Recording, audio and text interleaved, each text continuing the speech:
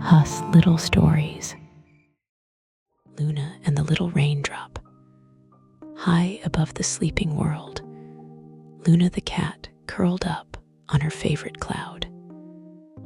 She loved to watch the stars twinkle and the moonlight ripple across the sky.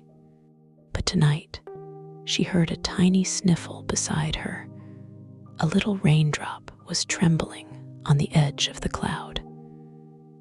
"I'm afraid to fall," whispered the raindrop. Luna blinked kindly.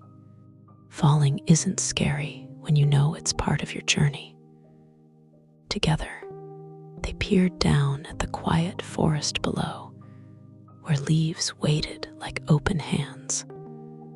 Holding her breath, the raindrop gathered courage. Luna purred, "I'll watch you all the way." With a shimmer, the little drop leapt from the cloud, tumbling through silver starlight toward the trees. When morning came, Luna peeked down. The raindrop had become a glistening dew pearl resting on a flower petal. The forest shimmered with her light. Luna smiled, curling up in her cloud, knowing she'd helped someone shine.